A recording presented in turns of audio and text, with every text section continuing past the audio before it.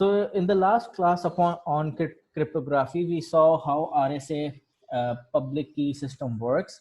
And what we do is we find two very large prime numbers, say for 300, for example, each 300 digits long, and where P is not equal to Q, and we compute their product, and we call that N. And then what we do is that we find a small integer that is relatively prime to n, and n here is, phi n here is the Euler's function, and for n it will be equal to p minus 1 into q minus 1, and that comes from the direct definition of the phi that we have is phi equals to n equals to n multiply the product of 1 minus 1 over p, where p are all the prime. So for 6 we can check that this function is same. For 6 we have two prime numbers that divide 6, and which are 2 and 3, and so what we have to do is we have to multiply it by 1 minus half and 1 minus 1/3, and we can rewrite 6 as the product of 2 and 3.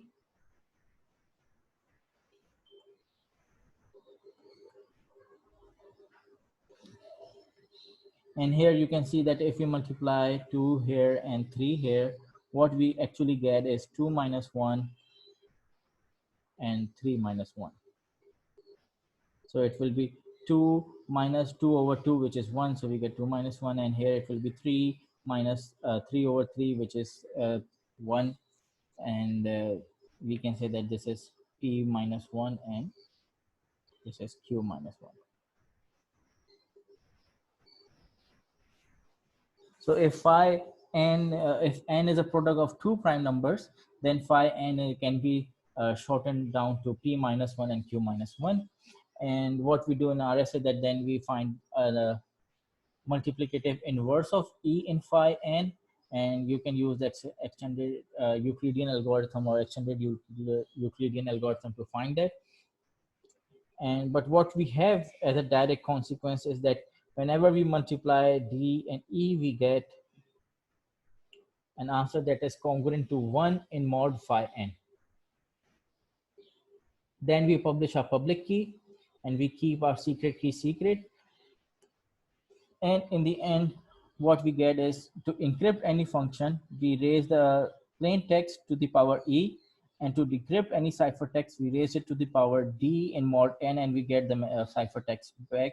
And what we have to prove as a consequence is that m raised to the power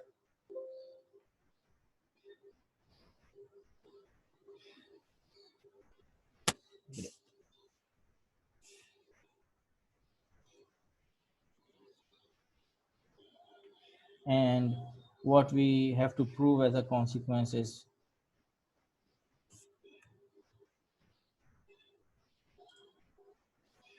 m raised to the power e d equals to m in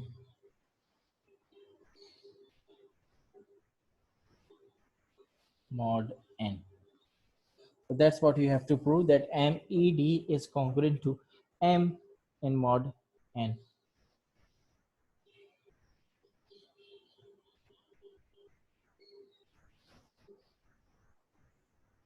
So let's go ahead and try to prove this. And to prove this, we'll need quite a few theorems, and I'm going to write them right here. So up till now, we have seen what Fermat's little theorem is.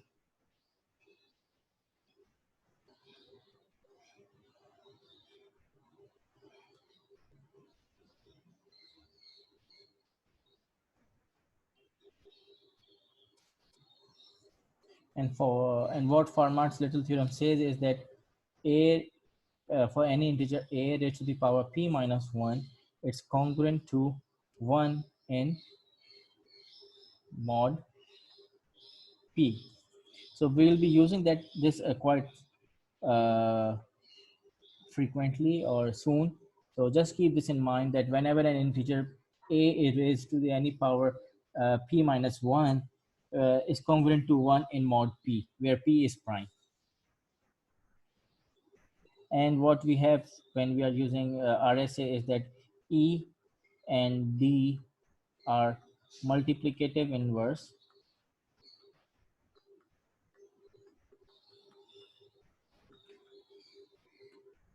inverse of each other in phi n, and phi n is equals to p minus 1 multiplied by q minus 1.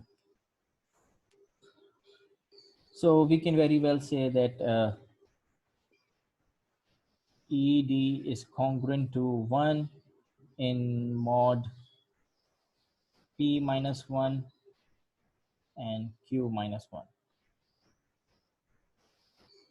And what this implies is, as a direct definition of congruency, is that ED is equal to 1, which is the remainder, plus some multiple of p minus 1 and q minus 1.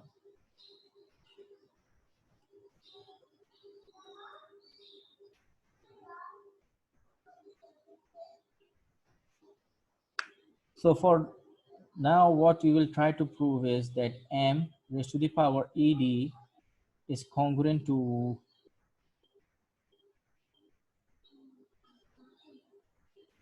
m, and it will be equivalent to raised to the power ed. Since ed is equal to this thing here, I will say this is equation 1.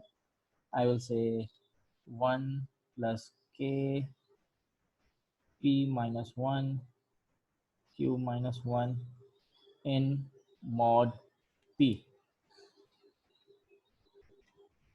which will be the same as saying that m multiplied by m is k p minus 1 q minus 1 in mod p. So you can say that I have used the distributive property of an algebra, and have, when two powers are added, it means that you can multiply the bases. So that's what I have done here. And with the simple rearrangement, what I can get is uh, m raised to the power p minus 1 mod p, and this will be raised to the power q into times k into q minus 1 times k, sorry, mod p. So it doesn't matter if I take remainder here and then take raise this to the power this and take then again take the remainder, and it does not matter. So we can do this, and here we will apply Fermat's little theorem. I say equation 2, and I say apply equation 2, and what we get is m is equivalent to 1 raised to the power q into q minus 1 in mod p, and this is what we get. So in mod p, so we have right now proven that in mod p, whenever m is raised to the power ed, we get the answer m. And using the similar technique, just replacing mod p by q and rearranging, what we can get is m e d is congruent to m in mod q. Oh, sorry, this is mod.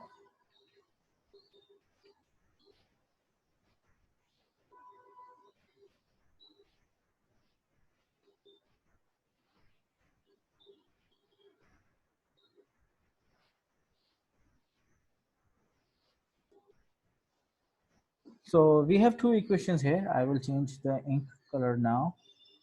We have equation 1 and we have equation 2, and we can use Chinese remainder theorem by use of Chinese, sorry for the spelling,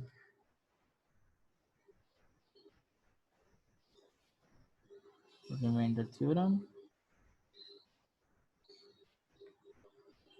What we get is that we can multiply these two and we will still get m raised to the power ed is congruent to m in mod pq, and PQ here is equal to N. So MED is congruent to M in mod, and that's what we had to prove when using RSA public key system. This is